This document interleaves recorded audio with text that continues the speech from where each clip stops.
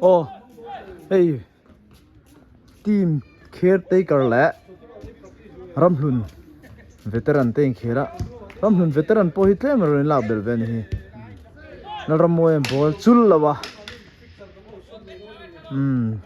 ชุลละวะมุหุนบุกันตุงเอมุหุนบุกันอิสเบงกอลด่านมวยด่านเตะแล้วโตกิโซมวนปุย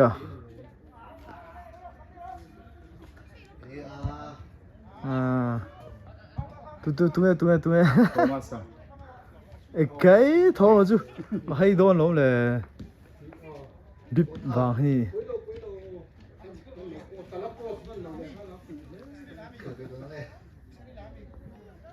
Kakak lutir velok midang.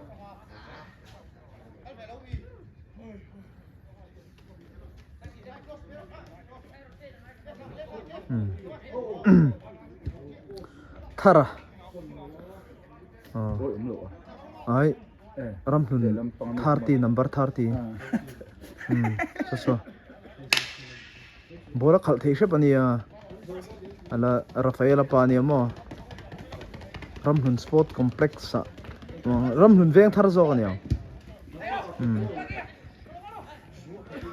ma som kiu te no kal lang e som pui te lo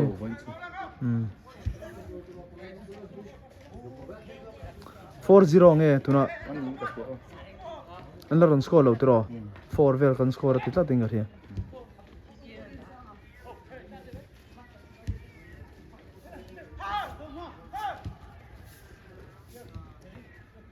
an khel thei ve she pania dan moya CHAWLHSAN Express College veng fachuam mani le to ne chram chula thoma sa aizor FC hoi mukhom su le to hei ram moya po chulwa lefin siama an meri chu ka hredo furama se an ming ka hrelu tuklo sararia Strike ya. hei tunge President Kamval ne ku strike ya. strike ya mo dal lupuya ser chi pa mi ne ang na mai East Bengal Channel lo subscribe tiar mo. ala kmen dok te kan lo Amalo de tan po. kan lo siam lok dang iso panga vel huwa Sararia.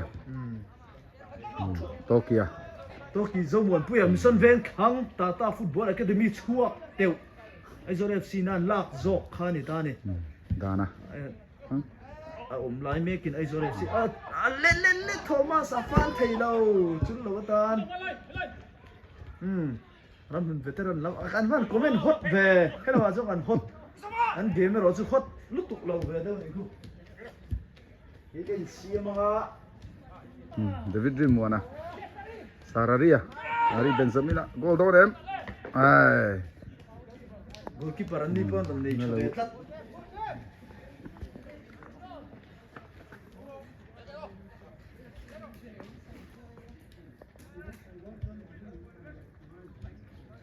Ramhlun lampang hi an ming hi ka hre lo ma.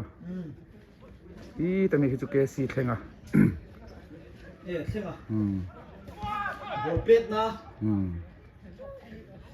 Ramhlun lamin eteka. Nge ti don. Kerte kar team in kiparin man le sak mai. Zau te. so chat mel ve Chu lo ron suai ni a. Chu lo wa. Strike ya. Police veng. Virgin killer. An chu sakti. Wow yo. din le ta mai Strike kha ball pe teu. Strike kha. Thomas David Rimwana Thomas sa pe pile le ram ve Chu. Receiving of a perve. siam sun te da kal ha ro da lo Tokia. Dana. so dante CHAWLHSAN Express ISL IB experience lo le to Ni po fitness lampanga atlan hiam le.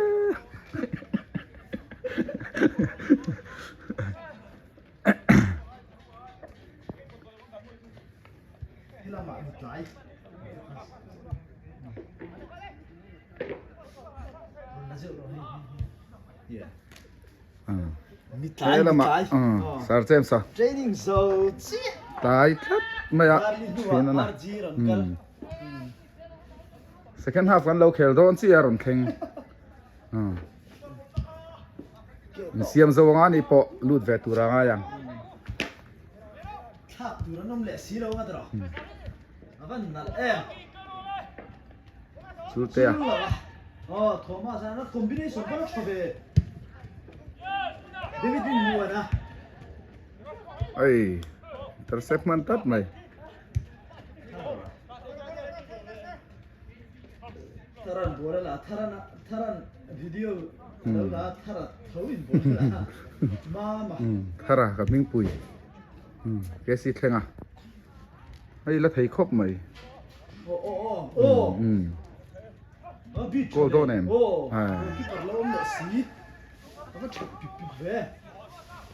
ít tuổi bà han hay ai nó phía đây bên cái gì em cái lâu đấy cái này cái lâu mà cái này em lâu nhiều giờ mấy mô chừng lâu Thomas à bola Thomas ấy assist lâu chừng cả hồ ai lâu đấy anh tiệt tu lần đàn mồi à combination ko la chabe strike khan pass to strike ya strike ya score don em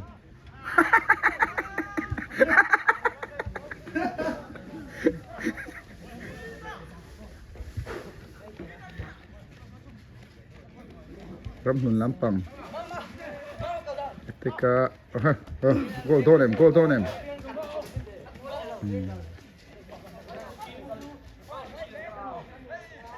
senga senga thara pasa ba hotel ring sud don em cái chip thật tuyệt vời bí mật sống chỗ là phát anh lâu đôn một cái tiền anh kia chẳng hoa đôn một cái tiền cái bảy lâu thì riêng thì cái bộ ha cái rồng thì về mấy thế này thì tỷ lệ lâu nhé zoom rượu giao tiền bố là so bố collector này giao tiền hi cái vậy làm mang thiam MRPFC pero khel thin kham ha khan San Maria te chullo right back thalu tuk thin kha ne ani hi tharum nga asiam diklo hret ani hi AFC C license coach khani to te goal thirin tum lu ga tumo sarria score le te lo rammoya sarari ten rammoy hi 2009 2010 11 vel khan Mizoram University a lo zu shuai to university ayo in football team a David din mo na te ho po 2012 13 vel khan shuai ga ria final khan chak lo luya abahan thenga abahan bon ve kha chu dik lo ta thenga ball shot thi chu lan dik khap mai ong tha hi la chaka ela sari po hum ni rong trak tu ti mo ani khu zana chairman ani dona ai englo na la khel ro ila fit imo eno don chun switch hemi lo cover tu tur kha om vele box e dule era khan lo eno sen melom ase ala khel chak me la khel ka ring a pet goal ani so tak salum lo han khel ngot hi chu angam ta chi lo deuh to ni a goal don poilot tok keeper nen a min sa tunge so awan chiang lo ve fit chu la fit mer khop mai aban tum vel dana chuanin ro ching pui nen ang khop mai amara chu ani lo chinga chu ni lo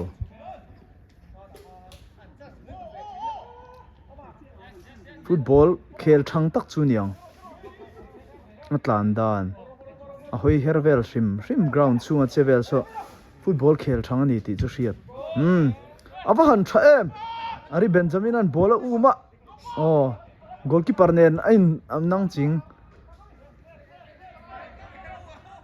to ki chu a rep me to ki zo mun pu defender chin khania Aizawl FC ate heram pan right back ramlun veteran lamin right back and ball la a minga pu minga ani so defender ro thap ani kil mak zer khani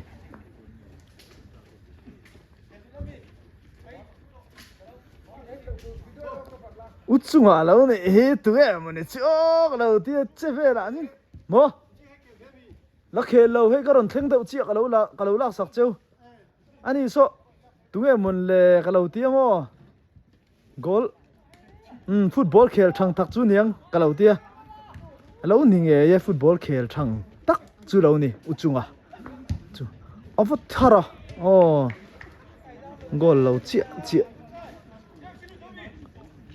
ron te lo photula ti phot ro ei minute som pakhat vel le kalom lakal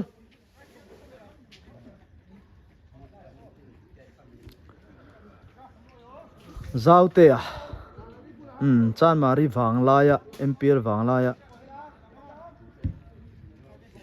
an defender tha midfield ta te pom thei Thomas David in buana an vat lai man hlom ve Aizawl FC a khel thang vek kan ni atrenan dara chula toki zo muan puya tokia chula lawa password tat dan moya tan put te muchak omnen ase David in muan apo ari Benjamin a score thei donem a thei ta lo tlat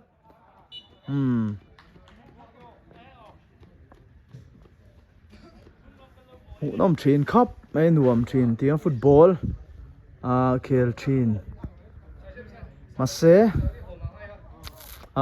eno ta ka wanga in khel lei thei to lo CHAWLHSAN mo in hliam awang te le kumina chal del ve deuh to wanga in khel ta lo football khel tabak lo active ta lo hi thara Rammoy number 19 new tuaite anti Sararias SC ma se low head flicker out tatlat mai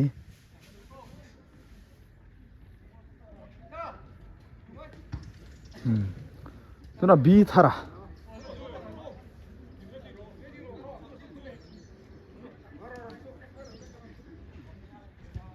Sarari hi zanin ain khom Pavalayan tiang chi deuh kha an mani salvation a chuan Pavalayan tiang chi kha an tiang chi han tina Pavalayan khom ang chi ani chu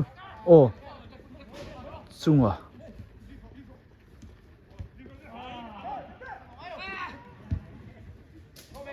B thara ala ban le na Sarari aron thak ani B tharan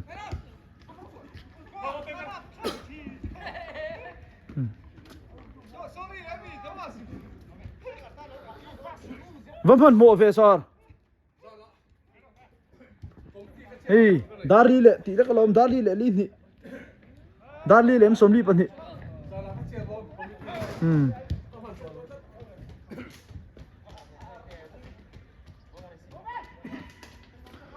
kan bang har se da darli do na an banga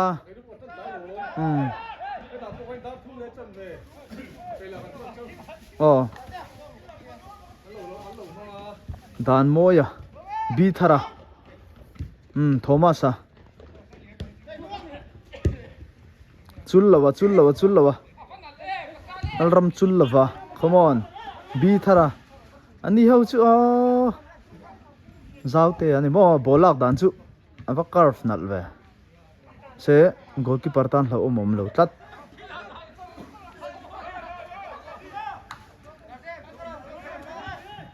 la tiro ai galo en lo minute som ni vel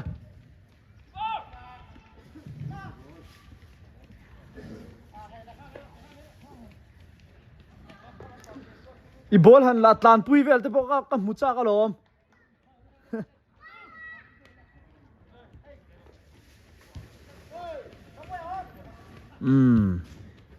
dan moya aha tokia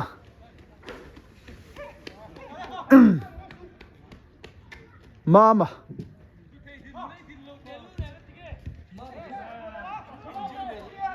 oh kan kal nu le vela aniang akum le ve som sang ni som pakata nge som pan hi ve shuai sa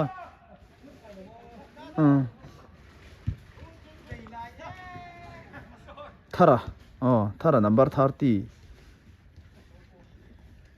Rafaela pani fit mel vai chu tak me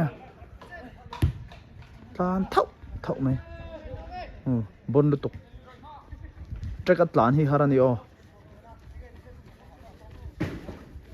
ela zadeng reng pui ko mulo hle me college veng bi thara zau te ba pet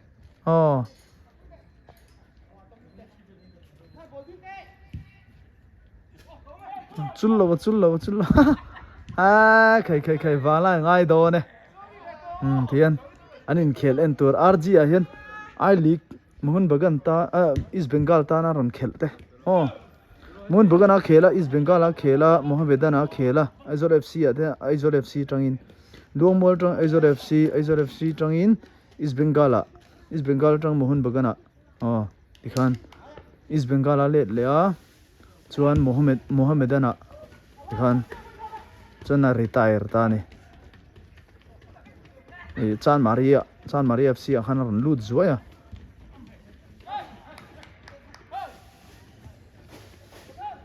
bi thara pathara apalak ko thave Thomas la leng kima Thomas ana SC sangem ta SC ve aziati kai to ki zo muan puya monga nuk na salutok em ani ku police lut to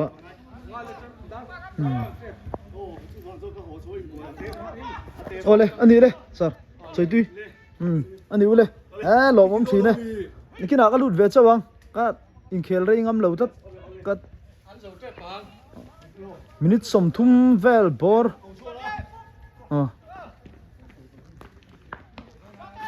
tu he ron chua do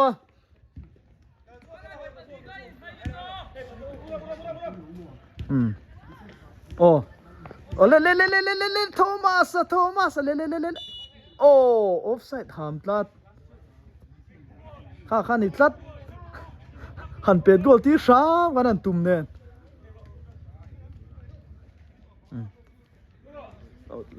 local phodro aflet atang chu na mu nom lo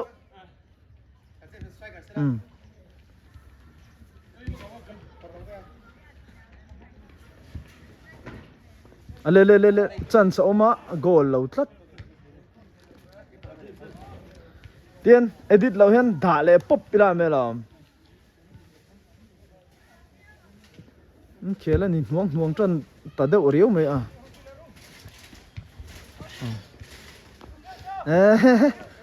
chu bol pola mu nong ho me ka zoom no sa mo du le ti eng no me la Rin muốn à? zoom sa sa dâu me ro Pura khian passa. bol kia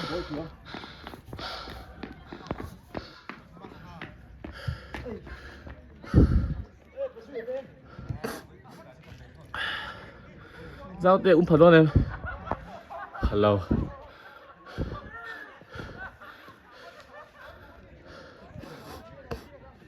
Sa James Salu đây. Jamshedpur jersey ha 26.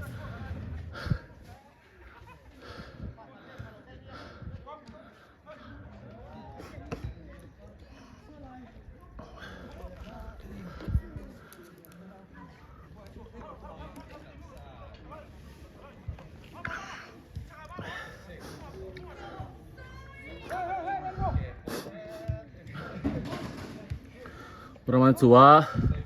Uraman Chua.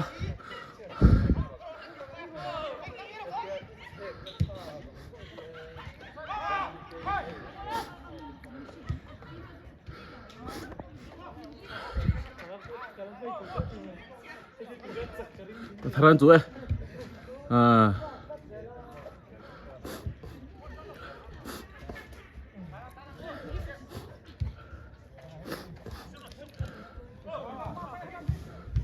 Good block. Urama. Le. Sar James lu te ha. La ha lo thar. Urama. Over le pa. Pachu lompo ka option. Tokia thange. Tokia. Ai good save. Urama cross. Tokia. Zaute ya. Apa zaute ya? Pathara, so. Le, Pachula. Le. Ai.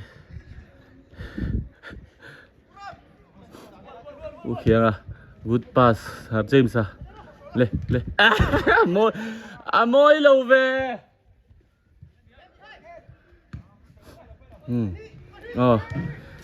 Ela. Sar ela. Hey. Tan le tangai.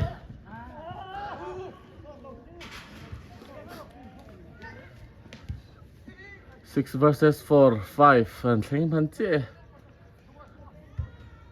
cross nó có em khi anh đâu là mình khi anh transit drop lệ ngang good touch thì lệ rêu phần nãy em thằng James sẽ ball back cái chi ball back chula second post Tokia ai Sar James so lại chị ui ôm trên đó xem rồi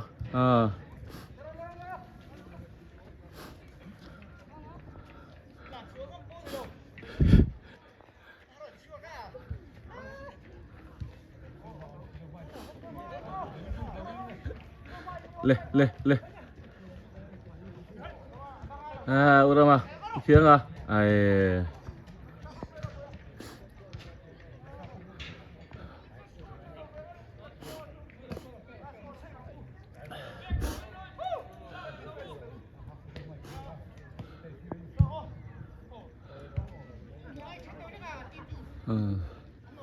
sao thế Pathara David le good pass James ume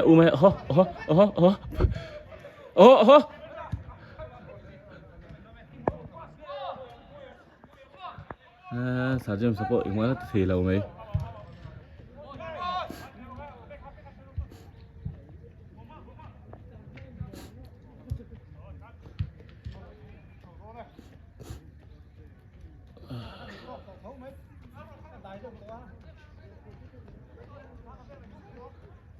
goal on him good save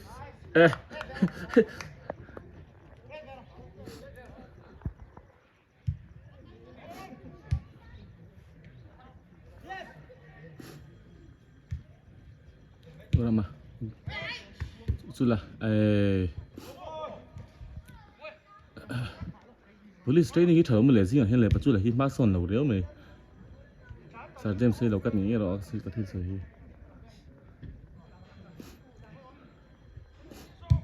good shoot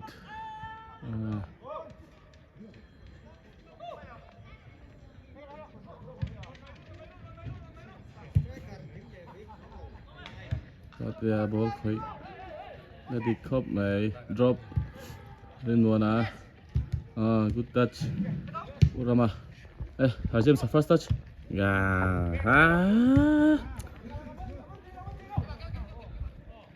James sang tiếng nghe trong nội trường ngay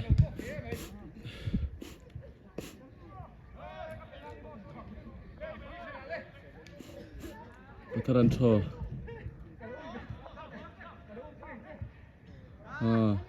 dan moya dan te shot